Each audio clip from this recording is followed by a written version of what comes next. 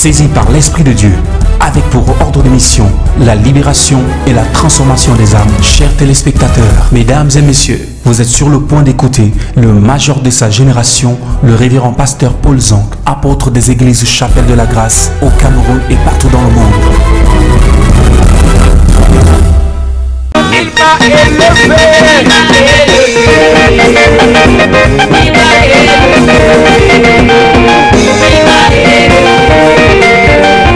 Il m'a élevé, ce que l'homme ne pouvait faire, il a fait pour moi.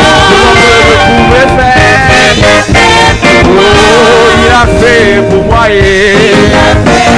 Oh, il a fait pour moi. Est-ce que tu peux pousser des cris de joie?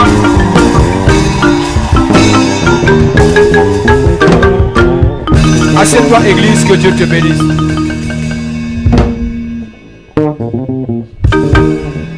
Alléluia. Amen. Que Dieu te bénisse. Amen. Que Dieu bénisse ta famille. Amen. Que Dieu bénisse tes affaires. Amen. Que Dieu bénisse l'œuvre de tes mains. Amen. Alléluia. Amen. Je vous annonce que nous commençons un programme puissant. Nous sommes dans le Rehoboth et cette semaine nous allons prêcher sur le thème le repositionnement. Alléluia. Amen. Donc ce matin nous n'allons pas prêcher, je viens annoncer un programme et l'orateur principal de ce programme est là ce matin. C'est l'apôtre Salomon Meyanga. Il va manifester une notion particulière.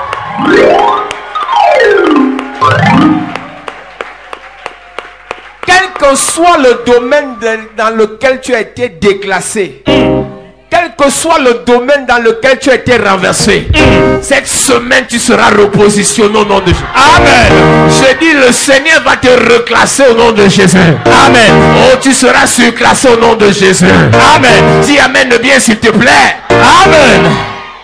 Ce sera grave à partir de mercredi. Yes. Alléluia. Amen. Donc je serai son huissier. Yes. Amen. Donc je serai son huissier protocole. Donc il prêche, je suis derrière. Nous allons délivrer, nous allons prier. La délivrance sera une autre dimension. Amen. Alléluia. Amen. Donc je viens annoncer comme Jean-Baptiste. Mais celui qui vient après moi est plus grand que moi. Il a une notion prophétique aiguisée. Il a une puissance apostolique confirmée. Même si ton démon était caché, où il sera révélé. Amen. Et ton problème trouvera sa solution au nom de Jésus. Amen. Donc dis Amen bien. Amen. Ton voisin est chiche avec son Amen. Toi dis bien Amen. Amen. Alléluia. Amen. Gloire à Jésus. Amen. Donc, il sort fraîchement d'un voyage à l'étranger. Donc toute l'onction du voyage, il va déverser ça sur nous cette semaine. Amen. Alléluia. Donc toi, on a longtemps refusé le visa. Il y a quelqu'un, lui, on ne refuse pas le visa. Lui, quand il voyage, il a toujours possibilité de partir et de revenir. Alléluia. Si tu étais intelligent, mercredi, tu allais venir avec ton passeport. Alléluia. Amen. Gloire à Jésus. Nous bénissons Dieu pour ceux qui sont connectés. Que Dieu les bénisse aussi. Invite un frère, une soeur pour écouter ces moments. Nous avons Sainte Seine tout à l'heure, donc nous n'allons pas prêcher pendant longtemps. Vous aurez certainement le culte le plus court de cette année 2017. Alléluia. Gloire à Jésus. Je suis convaincu que nous allons passer de bons moments ensemble dans la présence de Dieu. Amen. Amen. Donc toi qui es connecté, invite un ami, un frère, partage ces moments. Nous continuons à encourager ceux qui sont connectés à partager les moments de culte. Nous passons sur Facebook. Partage les moments. Partage ces moments, c'est important, Église. Et je veux préciser à tous ceux qui sont connectés, ils se sont plaints la semaine dernière qu'on signalait leurs commentaires comme des commentaires indésirables. En réalité, c'est un problème de Facebook, c'est pas nous à notre niveau. Vous savez, ces choses-là appartiennent aux satanistes. Donc maintenant, quand quelqu'un écrit Amen, ils disent que c'est un commentaire indésirable. Alléluia. Donc si tu commentes Amen et qu'on te dit c'est indésirable, écris encore Amen bien. Parce que ça veut dire que le diable est en train de vouloir faire croire aux enfants de Dieu qui ne doivent plus dire Amen. Et dès que tu arrêtes de dire Amen, alors aucune prophétie ne peut plus se réaliser dans ta vie. Vous voyez comment le diable est bizarre. On a une dizaine, une vingtaine de personnes qui nous ont écrit pour nous poser la question pourquoi pendant que le direct passe, nous écrivons Amen et on dit le commentaire est indésirable.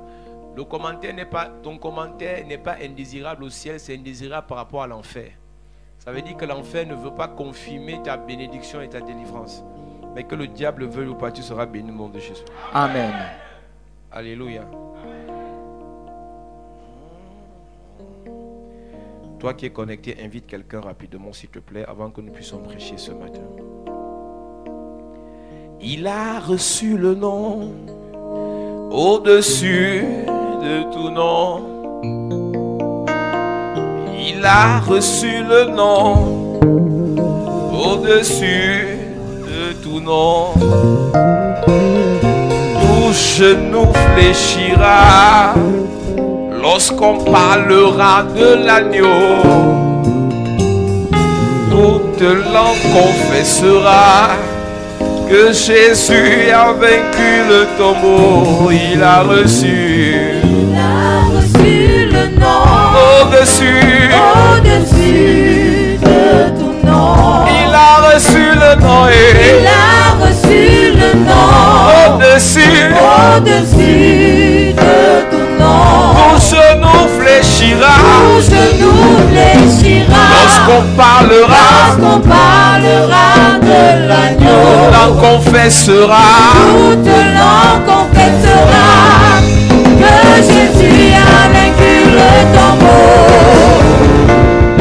Adorons Jésus. Adorons Jésus. Élevons son nom. Adorons Jésus. Élevons son nom. Adorons Jésus. Adorons Jésus. Élevons son nom. Nous allons lire un verset que nous allons exploiter à la fin du message. Après, nous allons lire l'autre verset que nous allons détailler et développer tout à l'heure. Jean chapitre 20, verset 15. Rapidement, Jean chapitre 20, verset 15. Toi, ouvre Juge chapitre 11. Le lecteur ouvre Juge chapitre 11. Pendant que je lis Jean chapitre 20, verset 15. Jésus lui dit, Juge chapitre 11 à partir du verset 1. Mais Jean chapitre 20, verset 15 dit, Jésus lui dit, femme, pourquoi pleures-tu? Qui cherches-tu? Elle, pensant que c'était le jardinier, lui dit, Seigneur, si c'est toi qui l'as emporté, dis-moi où tu l'as mis, je le prendrai. Alléluia. Juge chapitre 11, verset 1. Il est écrit. Jephthé, le Galadite, était un vaillant héros. Il était fils d'une femme prostituée. Et c'est Galad qui avait engendré Jephthé. La femme de Galad lui enfanta des fils qui, devenus grands, chassèrent Jephthé et lui dirent, tu n'hériteras pas dans la maison de notre père, car tu es fils d'une autre femme. Et Jephthé s'enfuit loin de ses frères et il habita dans le pays de Tob. Des gens de rien se rassemblèrent auprès de Jephthé et ils faisaient avec lui des excursions. Quelque temps après, les fils d'Ammon firent la guerre à Israël. La Bible dit qu'il y avait un homme qu'on appelait Jephthé et la première des choses que la Bible nous dit le concernant, c'est qu'il était un vaillant héros. Alléluia. Ce message de cette semaine ne concernera pas les poules mouillées, mais ça va concerner les vaillants héros. Amen. Il y a beaucoup de chrétiens, d'enfants de Dieu aujourd'hui qui se considèrent. Je parlais avec une amie hier et on lui a donné une information qui l'a rendue triste. Elle pleurait tellement au téléphone. Elle me dit, on lui a annoncé que sa mère avait un cancer et elle pleurait. Et elle se pose la question, mais pourquoi tu es dur avec moi comme ça pendant que je pleure et pourquoi tu ne me consoles pas? Je dis, moi je ne sais pas consoler. Il y a même dans le fait de consolation, il y a plusieurs façons de consoler quelqu'un. Alléluia. Je lui ai dit, la vie est dure, la vie est difficile. Tu es l'aîné. Donc en réalité, tu ne dois pas pleurer. Si tu pleures, tes petits frères vont faire comment? Elle me dit, moi je ne veux pas entendre ça. Je ne t'ai pas dit que je voulais être forte, je veux être faible. J'ai dit, raccroche donc maintenant.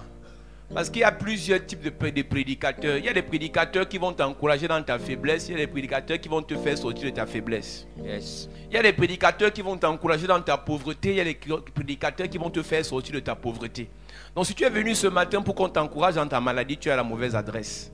Si tu es venu ce matin pour qu'on t'encourage dans tes problèmes, tu es à la mauvaise adresse. Tu es venu ce matin pour qu'on te repositionne dans ta gloire première. Amen. Alléluia. Amen. Tu n'es pas venu ici pour qu'on te motive à rester dans le marécage. Tu es venu pour qu'on te fasse monter sur les montagnes. Amen. Tu dois être repositionné au nom de Jésus. Amen. La première information que la Bible nous donne ce matin, c'est que Jephthé était un vaillant héros. On n'est pas vaillant héros parce que les gens nous le disent. On est vaillant héros parce que Dieu nous reconnaît comme des vaillants héros. Amen. Gédéon ne se considérait pas comme un vaillant héros, mais Dieu le voyait comme un vaillant héros. Jérémie ne se voyait pas comme prophète, mais Dieu l'avait déjà établi prophète. Le problème n'est pas ce que les gens disent. Ce qui a détruit beaucoup de personnes sur cette terre, surtout beaucoup d'enfants de Dieu et des serviteurs de Dieu, c'est qu'ils aiment prendre la vie des gens. Généralement, on ne publie pas sur Internet parce que on se sent bien, mais on publie sur Internet parce qu'on veut que les gens disent qu'on est bien. Et aujourd'hui, de plus en plus, les gens, comme quand ils savent que vous voulez, vous comptez sur leur appréciation, ils vont dénigrer vos vies. Ils vont dénigrer vos ministères. Ils vont dénigrer votre prédication. J'ai toujours dit, Église, n'écoute jamais les critiques de quelqu'un qui ne t'a jamais encouragé. Donc tu veux me faire croire que je n'ai jamais rien fait de bon. Donc tu veux me faire croire que je n'ai jamais été parfait. Si tu vois quelqu'un qui ne passe son temps qu'à te dénigrer, c'est pas toi de la personne. Si tu vois quelqu'un qui passe son temps à te rabaisser, c'est pas toi de la personne. Le ministère, même l'onction, ne se manifeste pas auprès des gens qui méprisent le porteur de l'onction. Si tu marches avec des gens qui passent le temps à te rappeler que tu es inférieur, que tu n'es rien, tu ne peux rien, fais attention. Ils sont nombreux, ils ne font rien aujourd'hui parce qu'ils ont... La foi vient de ce qu'on entend. La foi à quoi? La foi, quand on parle de la foi, ce n'est pas seulement les choses de Dieu. Tu peux aussi avoir la foi dans les déclarations diaboliques. Donc tout ce que tu entends te donne une certaine foi. Donc la dimension de ta foi est fonction du type de parole que tu as entendu. Si ton patron a passé ton temps à te dire tu n'es rien, alors tu ne seras rien. Si tu as passé ton temps à dire à ton enfant tu n'es rien, alors l'enfant ne sera rien. Jephthé était considéré comme un vaillant héros, mais il avait un problème. C'est qu'il était fait avec une prostituée. C'était un enfant qui est né dehors. C'est-à-dire qu'il n'avait pas de généalogie comme on a dit tout à l'heure. Il n'était pas considéré comme les autres étaient considérés. Et alors sa propre famille l'a déclassé. Ses propres frères l'ont enlevé dans la position que son père voulait lui donner. Église, si tu n'es pas passé par ces étapes-là, je devais te dire que tu vas passer par là-haut. Il y a des gens dans la vie, les gens sur qui tu comptes, les gens que tu aimes, les gens qui sont censés t'encourager, sont les mêmes personnes qui vont se retrouver en train de te chasser là où tu es établi. Jacob, Isaac, il s'est retrouvé en train de partir, s'est établi là où son père a été établi, mais les gens l'ont chassé. Le monsieur qu'on appelle le Moïse, lorsqu'il défendait ses propres frères face aux Égyptiens, ce sont ses propres frères qui sont allés l'accuser chez Pharaon. Donc l'accusation des frères de Moïse l'ont poussé à être chassé. Mais bizarrement, toutes les personnes qui ont été chassées une fois dans leur vie, c'est ce genre de personnes que Dieu utilise. Yes. Toutes les personnes qui ont été humiliées, généralement c'est là où on t'a humilié que Dieu te ramène pour t'élever. Amen. Généralement quand tu es humilié à un endroit, Dieu te fait te retirer. Et lorsqu'il te fait te retirer, il va te préparer. Il n'y a pas de repositionnement sans préparation. La Bible dit que Jésus retourna en Galilée et sa renommée s'est répandue. Qu'est-ce que ça veut dire? Avant de retourner, il est d'abord allé une fois. Et quand il était allé une fois, on le méprisait. Pourquoi? Il n'avait pas l'onction. Mais lorsque Jésus s'est rendu compte que dans cette contrée, on le méprisait, il est parti dans le désert, dans Luc chapitre 4, il est parti être revêtu de la puissance de l'onction. Et quand il était revêtu de la puissance de l'onction, il est revenu. La Bible dit quoi? Jésus retourna.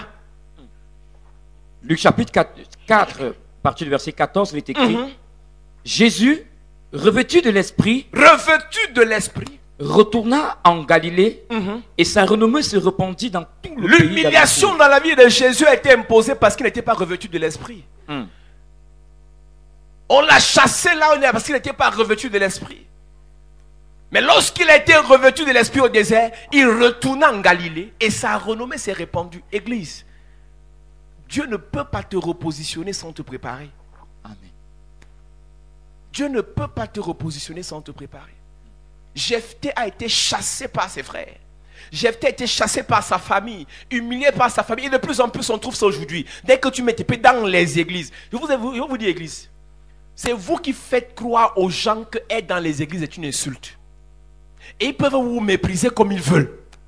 C'est à cause de vous, votre comportement, votre attitude, toujours en train de faire comme des personnes qui font pitié, toujours en train de faire comme des personnes misérables, des personnes qui ont tout perdu. C'est à cause de ça qu'on vous méprise. Changez votre comportement dans vos familles. Tu peux être dans les églises, tu souris toujours. Tu peux être dans les églises, tu t'habilles toujours bien. Tu peux être dans les églises et tu es toujours joyeux. Être dans les églises n'implique pas le fait que tu pleures matin, midi, soir. Et même lorsque tu dois pleurer devant ton Dieu et non devant un homme.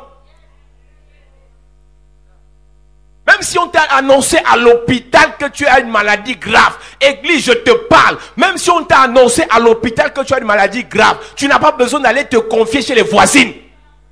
La personne avec qui tu vas aller te confier va se moquer demain. Même si ton gars t'a barré, ne pas te confier ta copine. Tu ne sais même pas que c'est elle qui a donné l'information à ton gars pour qu'il te quitte. Vous-même vous êtes quitté de vos positions parce que vous allez vous confier aux hommes, aux copines sorcières. Et d'autres se font des amis sur internet. C'est pas impossible qu'on se trouve un ami sur internet, mais généralement il y a des fausses amitiés sur internet. On disait d'habitude que les vrais amis c'est à l'école primaire, à l'école maternelle, au lycée, mais à partir de l'université là, il y a beaucoup d'amitiés par intérêt. La plupart des clashs que vous voyez sur internet, ce sont des gens qui se connaissent, qui partent donner les informations des autres par derrière. On parle de toi sur internet, on te critique partout parce que tu as ouvert ta bouche. Arrête de parler, raconter des histoires n'importe comment.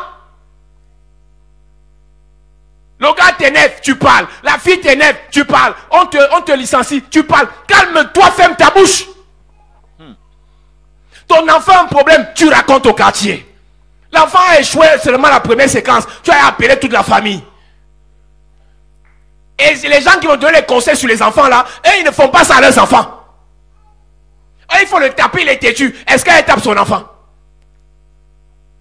Il faut le chasser. Est-ce qu'il a chassé son enfant? Beaucoup de gens ont détruit leur famille parce qu'ils sont allés parler de leurs problèmes aux gens qui ne devaient pas parler. Les problèmes de ton église, j'ai ça dans l'église. Vous partagez les problèmes de l'église sur internet. J'ai remarqué que je parlais avec une soeur hier. Maintenant, de plus en plus, j'ai vu une servante de Dieu hier faisait un direct. Elle prêchait sur la nouvelle génération et les miracles. Oh, les nouveaux pasteurs, ils n'ont pas une vie de prière, ils n'ont pas ceci, mais ils font les miracles. J'ai posé la question à quelqu'un, je dis, toi, tu vas souvent dormir au nouveau pasteur là. Qui vous dit même que le nouveau pasteur ne prie pas? Qui vous dit que le nouveau pasteur ne jeûne pas? La jalousie parce qu'il a la foule, et on dit qu'il ne prie pas. Qui vous a dit? Vous qui priez, pourquoi vos prières ne vous dites pas la foule? Vous qui avez les vies de sanctification, la vie de sainteté, la vie de droiture, vous êtes dans l'Ancien Testament, le Nouveau Testament, l'église primitive. Où est donc votre foule? Pourquoi Dieu va faire la jalousie à celui qui a 2000 membres? De plus en plus dans le ministère, il y a trop de jaloux. Et tu verras que lui aussi, il est passé par là, il a eu la foule, mais il a mal géré, et quand il a perdu ça, il fait la jalousie aux autres. Si ton temps est passé, excuse les gens. Oh, à notre époque, on ne s'habillait pas comme ça. Mon ami, si tes formes sont finies, laisse les filles le tuer. Il y a trop de jalousie même dans le ministère. Oh, à notre époque, on ne prêchait pas comme ça, on ne marchait pas comme ça. Si ton époque est passée, va à la retraite. Les retraités sont dans les maisons de retraite ou au village.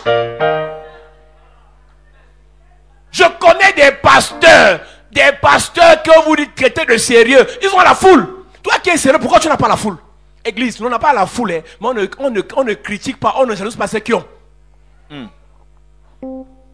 Célèbre Dieu pour celui qui est devant toi et Dieu va t'amener à son niveau. Amen.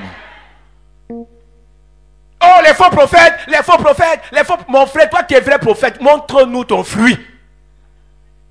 Oh, même Jésus a dit, laissez pousser le livret et la bonne semence. Même Jésus a dit, laissez pousser le livret et la bonne semence. Vous qui êtes la bonne semence, vous êtes censé être devant. Mais pourquoi le livret vous dépasse? Oh, elle a l'argent parce qu'elle est prostituée. Maman, tu pries, tu jeûnes, tu te laves, tu te oins avec l'huile d'onction, l'eau bénie, mais tu n'as aucun gars. Tu vois pas que tu es possédé. Il faut arrêter un peu ça. Hein. Toujours en train de trouver les justificatifs. Ce n'est pas en salissant l'autre que tu seras propre. Moi, je vois, dans l'affaire d'église, c'est devenu bizarre. Tout le monde critique ceux qui ont la foule. En Côte d'Ivoire, actuellement, il y a un pasteur, Dadi Shekina. Tout le monde le critique. Mon ami, c'est facile de prophétiser. C'est facile de faire un miracle. Tout le monde peut enseigner. Hein. Tout le monde peut prêcher, il n'y a pas d'onction. C'est facile de manifester l'onction. Oh, ils sont devant parce qu'ils ont volé. Même voler n'est pas facile. J'ai dit même trouver ou voler, c'est pas facile. Ceux qui critiquent le président actuel, on va les mettre là-bas, ils ne vont pas voler. Oh, notre pays est gâté parce que Paul Biya. Si on les met, ils vont arranger. Le président actuel de Côte d'Ivoire, il a arrangé quoi? Le président actuel en Libye, il y a même d'abord le président là-bas. Chacun est président dans son quartier. Ils se sont plaints de Kadhafi et maintenant eux-mêmes ils confirment que Kadhafi était mieux. Faites attention avec tous ceux qui critiquent pour vous attirer. On ne bâtit pas le ministère sur la critique. On bâtit le ministère sur l'amour. Si quelqu'un te dépasse, porte son sac. Oh, la nouvelle génération, ils ne prient pas, ils ne jeûnent pas, ils sortent avec les femmes. Toi, tu sors avec les hommes. Ce n'est pas parce que tu dis que l'autre est pécheur que toi, tu ne pêches pas. Concentre-toi sur tes chrétiens, sur tes brebis. Prêche-leur l'évangile. Tu t'es rassuré que tous tes chrétiens payent les dîmes. Tu t'es rassuré que tous tes chrétiens vont à l'église. Tu t'es rassuré que tous tes chrétiens lisent la Bible chaque matin. Maintenant, tu veux faire les directs sur les nouveaux pasteurs, les nouveaux prophètes, les nouveaux ceci. Mais si tu ne te rends pas compte que tu es distrait, quand quelqu'un a déjà échoué, il ne parle plus de lui, il parle des autres. Église, je vous ai dit ici, on est concentré. J'ai un problème, c'est que Dieu te bénisse. Amen. J'ai un problème, c'est que Dieu t'enrichisse. Amen. J'ai un problème, c'est que Dieu te guérisse. Amen. Je ne peux pas être enrichi parce que je critique le pasteur qui me dépasse. Je serai enrichi quand tu auras l'argent. Toi. C'est toi qui m'intéresse et non les chrétiens des autres. Yes. C'est toi qui m'intéresse et non les autres pasteurs. Yes. C'est toi qui m'intéresse et non les autres religions. Yes. Même s'il marche à genoux devant les statues, il marche avec tes genoux. Même s'il boit, elle boit l'eau sale de Simalène, elle boit ça avec ta bouche. Est-ce que vous vous rendez même compte de ce que vous faites? Et plus vous faites ça, plus vous êtes sur place. Plus tu parles de quelqu'un, plus tu es derrière comme les fesses. Moi, je vous parle, moi je suis concentré. L'année est en train de finir, tu n'as aucun bilan. Tu fais que parler des gens. Parler des gens. Et ils ne font qu'avancer. Les enfants avancent. Est-ce que tu sais que pendant que tu pleures pas les gens au quartier là, va à Simalène, les gens voyagent chaque jour. Chaque jour, Air France remplit, les gens ils partent. Chaque jour, ambassade de France donne les visas. Chaque jour, ambassade de Belgique donne les visas. Toi, tu fais que parler des gens. Tu vas mourir pauvre. Tu n'es pas concentré. Pendant les autres apprennent les leçons, pendant les autres se concentrent pour voir les stratégies, comment embrouiller les gars. Toi, tu es là, tu fais que parler d'elle. Attends, elle va t'éclabousser avec sa voiture dans 2 mois.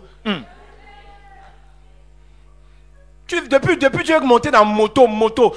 Et quand tu prends la mini-jupe, l'heure de monter comme ça, tu montes comme ça. À ton vieil, tu veux monter dans moto, mais tu es exposé qu'à la voiture. Tu sais comment la faire à travailler. Oh non, c'est pas la sueur de son front, c'est la sueur de ses fesses. C'est facile. Montre tes fesses, on voit. Vos histoires là, il faut arrêter ça, hein. Non, Dieu va te repositionner si tu es distrait.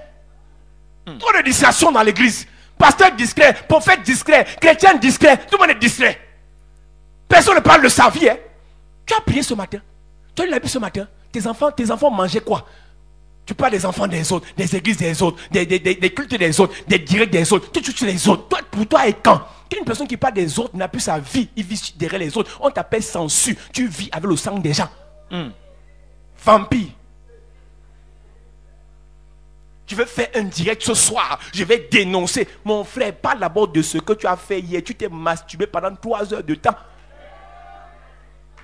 Je vais dénoncer. Le Seigneur, je suis la bouche de l'Éternel. Tu es la bouche de l'Éternel. Parle d'abord de toi. Ta femme est têtue comme tout. Faut arrêter ça, église. La distraction. Quand on te combat, tu te plains, mais tu combats les autres demain. C'est les mêmes personnes qui étaient combattues hier. Maintenant, ils combattent aussi les autres. C'est devenu quoi même? Vous venez à l'église pour qu'on vous nourrisse et non pour qu'on vous parle des autres personnes. J'enseignais hier ici à l'école du ministère. Les brebis connaissent où se trouve l'herbe verte. Même si quelqu'un est faux pasteur, il ne peut pas tromper ce peuple toute la vie. Ce n'est pas parce que tu vas dire que les faux pasteurs vont le quitter. J'ai remarqué que plus on me dit qu'il est faux pasteur, plus les gens vont vers lui. C'est pas parce qu'on n'a pas les preuves, c'est pas parce qu'on ne connaît pas, on se connaît tous entre pasteurs, mais ça ne sert à rien. Parle de Jésus. Et ce Jésus va attirer ses brebis. Amen.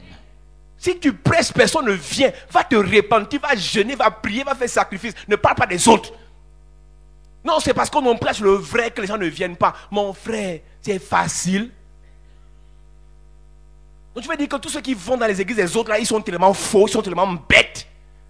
Ils sont ratés. C'est toi le vrai. Si toi tu penses que tu es le seul vrai, c'est que tu es faux depuis. Je suis le seul pasteur, je suis le seul prophète, je suis le seul appelé. Tu es seul que tu es qui?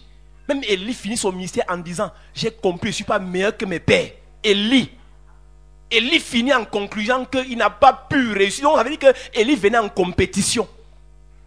On ne fait pas ça dans compétition. Dieu a assigné des limites à chaque serviteur. Reste à ta place. Yes. Tu as donné 10 personnes, concentre sur les 10 personnes. Le bilan ne sera pas lié au fait que tu as eu 10 000 personnes. Ce sera lié au pourcentage. Si tu as eu 10 personnes et que tu as sauvé 8, tu as gagné 80% de personnes. Mais si tu as eu 10 000 personnes et que tu as seulement sauvé 2 000, tu as gagné seulement 20%. Dieu regarde le pourcentage par rapport à ce qu'il t'a donné, par rapport à ce que tu produis. Et non par rapport au grand nombre de personnes. On n'est pas grand pasteur parce qu'on a la foule ou parce qu'on n'a pas la foule. On n'est pas grand pasteur parce qu'on critique les gens ou on ne critique pas les gens. On est grand tout simplement parce qu'on a servi fidèlement. Amen. Donc tu viens ici avec les esprits là. Oh, mon ancien pasteur, et il faisait ceci. Nous ne sommes pas dans ça. Il est faux, son maître va le gérer. Qui es-tu, toi, qui suis un jeune serviteur d'autrui? S'il se lève ou s'il tombe, cela regarde son maître. Et son maître dit, il se tiendra debout.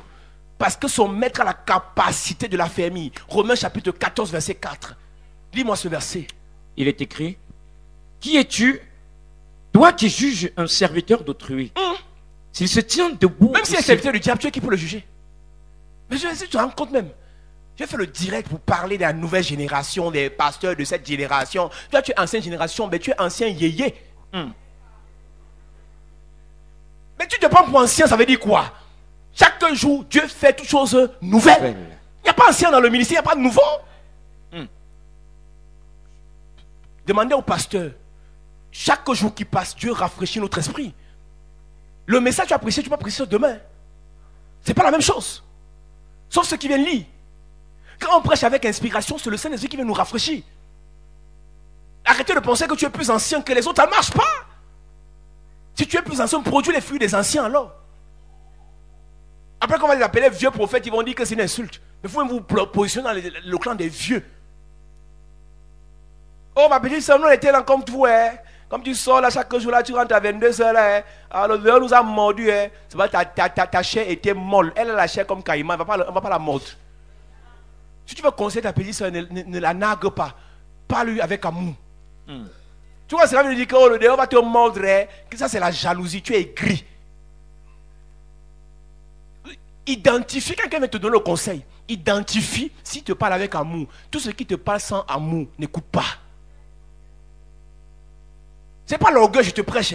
Je dis, identifie avec qui tu traites. Quand quelqu'un veut te faire du bien, il ne va pas te critiquer sur Facebook. Il va t'appeler à côté. Il va dire, ma petite soeur, petit frère, dans le ministère, ce n'est pas comme ça.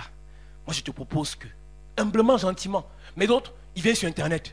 Je veux parler à toutes les filles de Yaoundé. Les prostituées.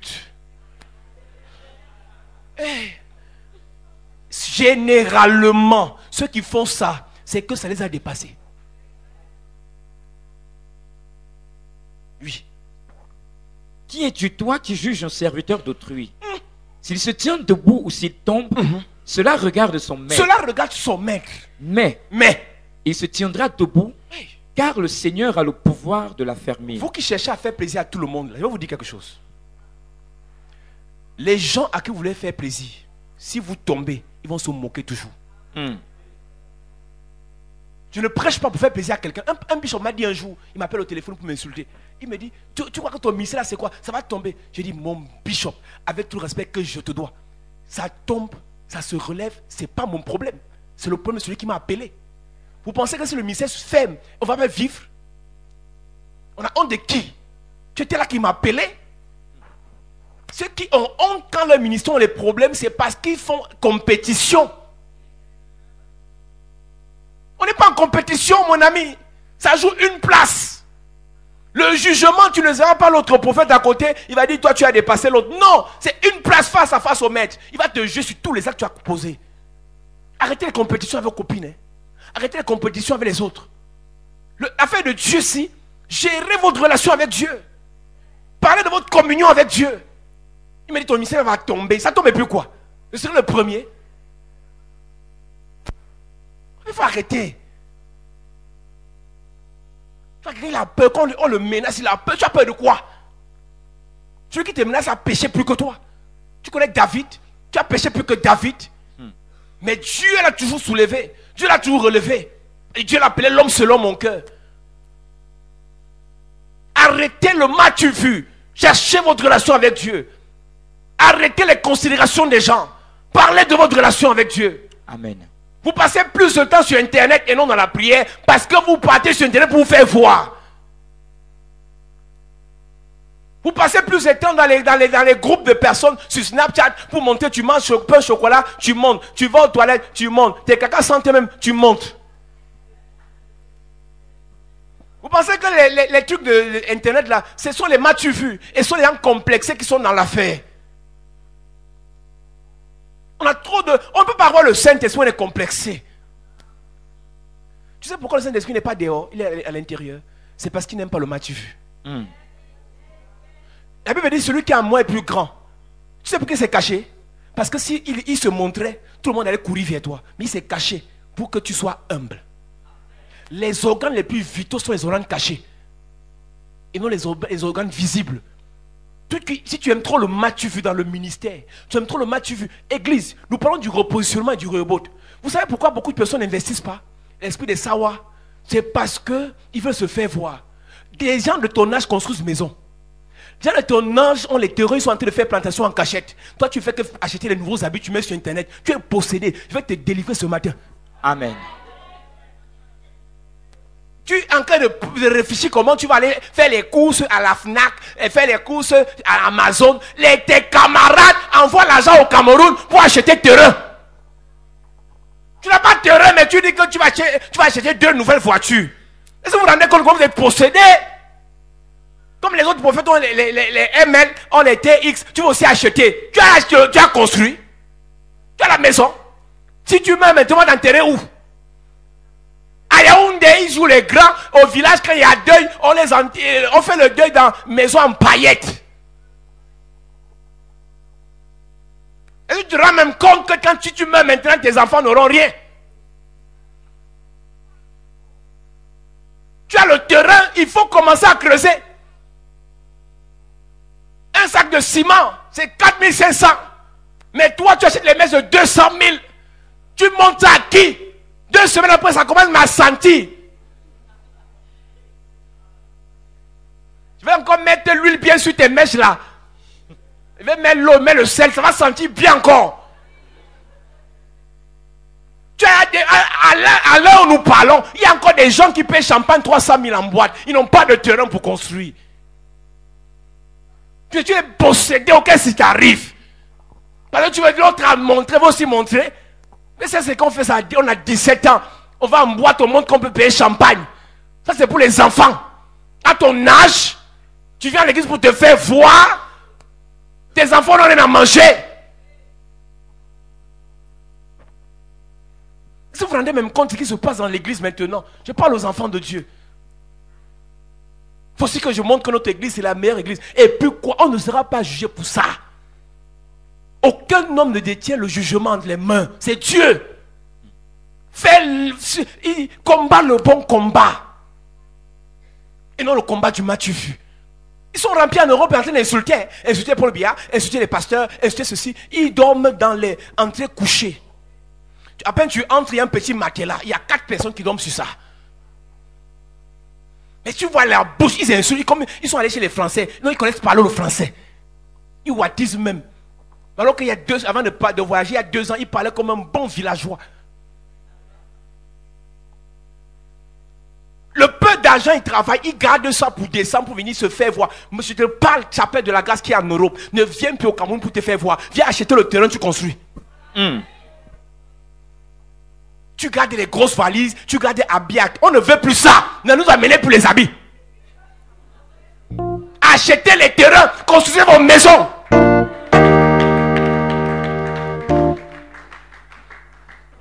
Est-ce que vous vous rendez compte? Tu pars au village, tu veux montrer que tu es grand, tu gardes la voiture en route, tu ouvres les portes, on met la musique et tu commences à partager l'argent. C'est que l'époque ça. Je connais un monsieur qui avait créé une ONG, le père d'une amie qui est au Canada.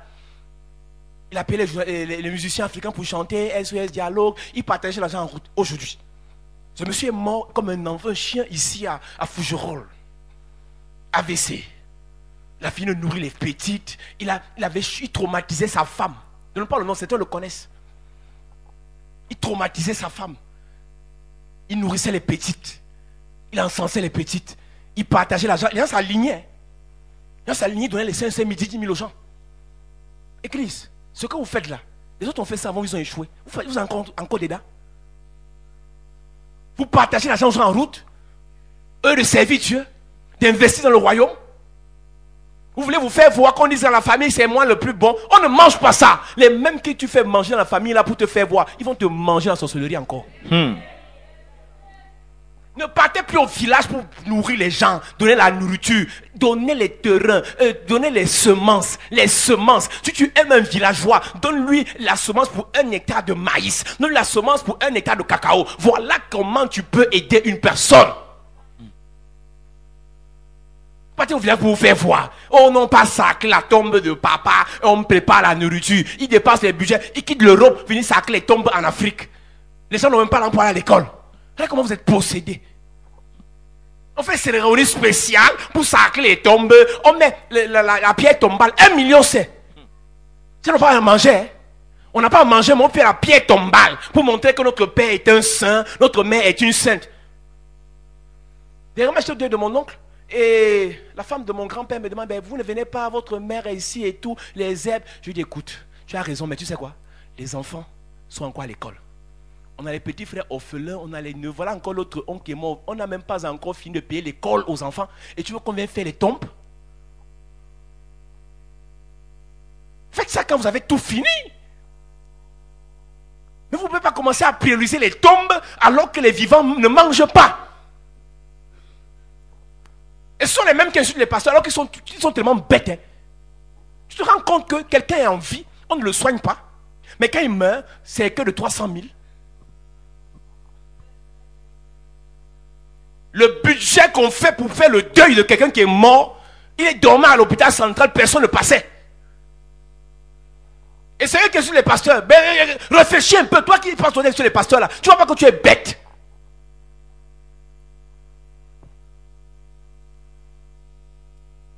L'année commence, tu n'étais pas rassuré que les neveux, les petits frères, les petites soeurs ont les enfants à l'école. Mais tu prépares juillet 2018, nous allons faire une grande cérémonie au village, toute la famille sera là, et la mémé de Mbeng, le tonton de Mbeng va venir avec les valises pour venir faire la tombe. Ils sont forts pour nourrir les gens quand c'est deuil. Mais pour payer l'école, on veut cotiser pour faire voyager quelqu'un, ils refusent. Les sorciers. Tu es à l'église, ne fais pas ça.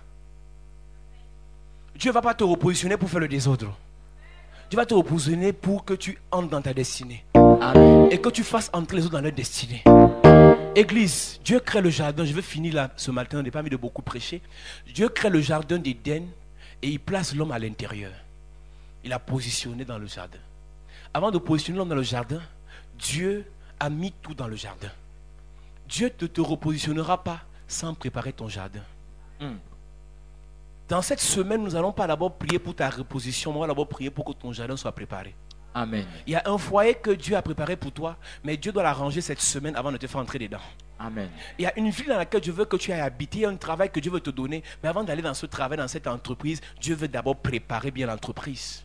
Il y a beaucoup d'entreprises que vous convoitez, mais Dieu voit que ces entreprises vont chuter, vont tomber. Alors il te prépare une nouvelle, une bonne entreprise dans laquelle tu vas travailler et il n'y aura pas de faillite ou de ruine.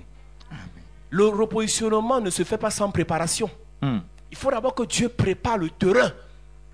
Dieu a fini premier jour, deuxième jour, troisième jusqu'à cinquième jour pour préparer le jardin. Et au sixième jour, il a mis l'homme dans le jardin. Dieu permet que l'homme soit déclassé du jardin parce que l'homme n'a pas fait son travail. Il a dit pour que l'homme cultive et pour que l'homme entretienne. Mais l'homme est parti seulement pour manger et se faire voir devant le serpent. Ève, va prier, va adorer et pas tourner les fesses devant le serpent. Ève, qu'est-ce qui t'arrive? C'est maintenant que tu sais que tu as les fesses. Ève, c'est quoi ton problème, Ève? Ma soeur prie au genou. Ne fais pas tourner les fesses en boîte de nuit. Tu es comme Ève. Ce matin, tu seras repositionné. Amen. Ah, quelqu'un demande, sa Bible, il y a quoi? Il prend sa Bible là où même. Alléluia. Amen. Voilà le problème qu'on a eu. Quand tu te positionnes quelque part, au lieu de partir te concentrer pour faire ce qu'il a dit, toi tu ne peux pas tourner les fesses. Tu es venu ici pour prier, non pour tourner les fesses au pasteur. Elle fait alors comme si elle est sérieuse.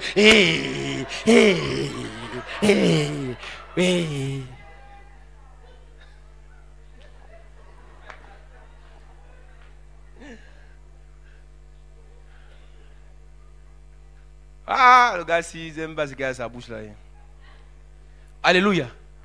Voilà donc Ève qui nous crée les problèmes. Dieu l'a positionnée avec son mari. Elle est bâtie, fait les yeux doux au serpent. On prêche. Je lui dis Amen. Tu regardes le pasteur, tu fais ça.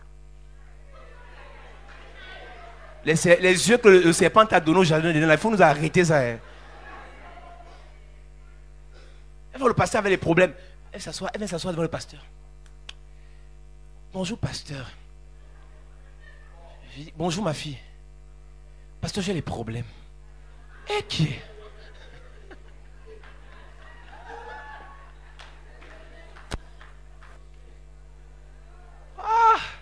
Vous savez comment les pasteurs sont les bergers, donc on est obligé seulement d'écouter.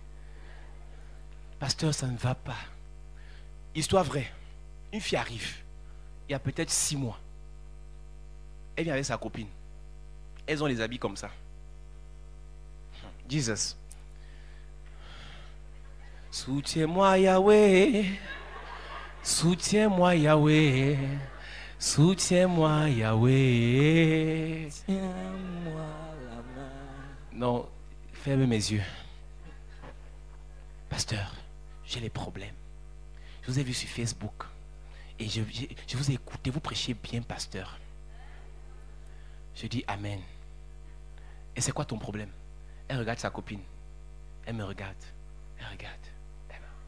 Elle dit, tu peux un peu sortir là. Elle watise. Sa copine avec sa mini-jupe se lève, elle baisse un peu. Dieu a vu, tu baisses encore quoi?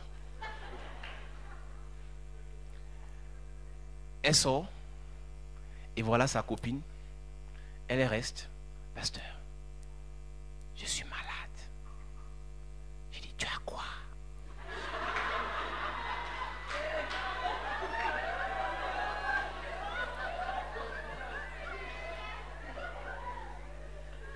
Je ne continue plus mon histoire, vous aimez trop ça.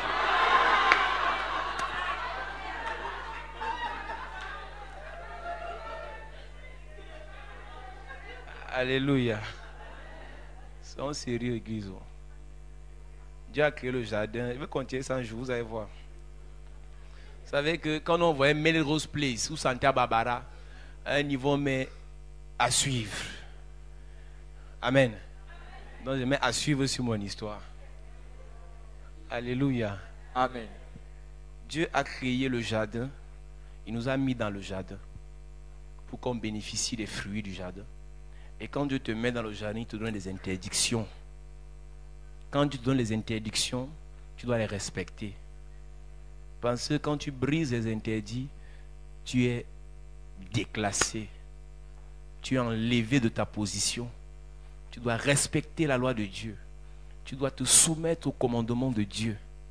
Tu dois aimer ton Dieu. En réalité, le jardin ne t'appartient pas. Le jardin appartient à Dieu. Et Dieu te met comme le jardinier, celui qui doit entretenir le jardin. Mais aujourd'hui, en tant que jardinier, nous avons négligé, sous-estimé, méprisé, saboté, saccagé le jardin que Dieu nous a donné. Et Adam a détruit ce jardin en allant se compromettre, en se mettant, faisant alliance avec le serpent, et Dieu l'a enlevé du jardin. Il a mis des chérubins à l'entrée. Depuis ce jour, aucun homme n'a pu avoir accès au jardin. Et ma Bible dit, lorsque Jésus ressuscite, dans Jean chapitre 20, verset 15, quand il ne ressuscite pas comme le prince de gloire. Il ne ressuscite pas comme celui qui intercède. Il ressuscite avec un premier attribut. La Bible dit que quand Marie l'a vu, Marie l'a regardé et elle l'a appelé le jardinier. Jésus, en réalité, lorsque nous avons lu Jean chapitre 20, verset 15, elle ne l'a pas appelé jardinier parce qu'il avait l'apparence d'un jardinier, mais parce qu'en réalité, Jésus revenait pour prendre les clés du jardinier, pour nous faire de nous des jardiniers, pour qu'on entre dans notre jardin. Église, l'homme à cause du péché a été déclassé, a été enlevé du jardin, mais Jésus à la résurrection a repris les clés du jardinier et il s'est repositionné. Et il t'a repositionné dans ton jardin. J'ai envie de dire à quelqu'un, j'ai envie de parler à quelqu'un, tu vas entrer dans ton jardin cette semaine. Amen. Aujourd'hui tu vas entrer dans ton jardin cette semaine. Amen. L'onction du jardinier, tu vas l'obtenir au nom de Jésus. Amen. Je prophétise. Je déclare. By fire, by force. By fire, by force. Tu vas entrer dans ton jardin. Amen. Le jardin de bénédiction. Le jardin d'élévation. Le jardin de grandeur. Le jardin de ton mariage. Je déclare. Si tu as été dépositionné, si tu as été déclassé, on t'a enlevé du jardin. Mais par l'onction de Dieu. Mais par la puissance de Dieu. Mais par la puissance de Dieu. Tu repars au jardin ce matin. Amen. Tu reprends ta position ce matin. Amen. Tu reprends ta position ce matin. Amen. Je prophétise. Tu vas dominer. Amen. Tu vas assujettir. Amen. Tu vas contrôler. Amen. Ce que Dieu t'a donné. Amen. Tu repars dans le jardin ce matin. Amen. Père au nom de Jésus. Père au nom de Jésus. Père au nom de Jésus. Père au nom de Jésus. Je rentre dans le jardin ce matin. Je rentre dans le jardin ce matin. Le jardin de ma bénédiction. Le jardin de ma bénédiction. Le jardin de mon élévation. Le jardin de mon élévation. Le jardin de ma grandeur. Le jardin de ma grandeur. De ma prospérité. Le jardin de ma prospérité. Pendant que j'apprends les mains. Est-ce que tu peux prier? Est-ce que tu peux demander à Dieu de te remettre dans le jardin? Demande à Dieu de te réintroduire dans ce jardin de l'élévation. Parle à Dieu ce matin, qu'il t'introduise dans le jardin de la prospérité, qu'il t'introduise dans ce lieu de repos. Parle à Dieu ce matin, qu'il te permet de rentrer, qu'il enlève les chérubins et qu'il te permet de rentrer dans le jardin. Parle à Dieu ce matin. La Bible dit que Jésus est revenu comme un jardinier parce que Adam, le premier jardinier, était chassé. Ce matin, dis à Dieu, je reviens, je reviens, je reviens, je reviens, je rentre dans mon jardin d'élévation, je rentre dans mon jardin de bénédiction, je rentre dans mon jardin de guérison, je rentre dans le jardin de ma gloire. Est-ce que tu peux parler à Dieu? Est-ce que tu peux prier? Parle à Dieu ce matin. Dieu doit te faire rentrer dans le jardin. Dans le jardin, il n'y a pas de soleil. Il y a les arbres pour s'abriter. Est-ce que tu peux parler à Dieu? Parle à Dieu ce soir. Rentre dans ton jardin. Dans quel jardin vous êtes-tu revenu? Parle à Dieu. Parle à Dieu ce matin. Hey. Parle à Dieu. Il doit nous faire rentrer dans notre jardin. Est-ce que tu peux prier? Est-ce que tu peux prier? Est-ce que tu peux déclarer au nom de Jésus? Amen. Au nom de Jésus, amen. Amen. Lève tes mains, je déclare cette semaine qui commence. Tu seras repositionné dans ton jardin. Amen. Tu seras repositionné dans ton jardin. Amen. Tu vas entrer dans ta bénédiction. Amen. Tu vas entrer dans ta bénédiction. Amen. L'année ne finira pas. L'année ne finira pas. Yes. L'année ne finira pas. Yes. Tu reposséderas ce que Dieu t'a donné. Amen. Tu seras repositionné financièrement. Amen. Tu seras repositionné matériellement. Amen. À une époque, tu avais l'argent. À une époque, tu étais en vue. À une époque, tu étais élevé. Mais à cause du diable, à cause des démons, à cause des autels, à cause du péché, le diable t'a déclassé. Mais cette semaine qui commence, Yes. je prophétise, Yes. tu vas être repositionné. Amen. Tes enfants repositionnés. Amen. Ta famille repositionnée. Amen. Tes frères repositionnés. Amen. Ta destinée repositionnée. Amen. Tes affaires repositionnées. Amen. Dis amen bien. Amen. Dis amen fort. Amen. Dis encore amen. Amen. Est-ce que tu peux acclamer Jésus bien? Mon premier est le salut. Mon second, la transformation. Mon troisième, la gloire. Mon tout est la chapelle de la grâce. Bienvenue à la chapelle de la grâce. Tu cherches un lieu de culte où le nom du Seigneur est invoqué en esprit et en vérité. Tu veux grandir dans ta foi selon la parole de Dieu. Tu es fatigué d'aller d'église en église. Tu recherches le miracle authentique au nom puissant de Jésus-Christ. Alors, bienvenue à la chapelle de la grâce.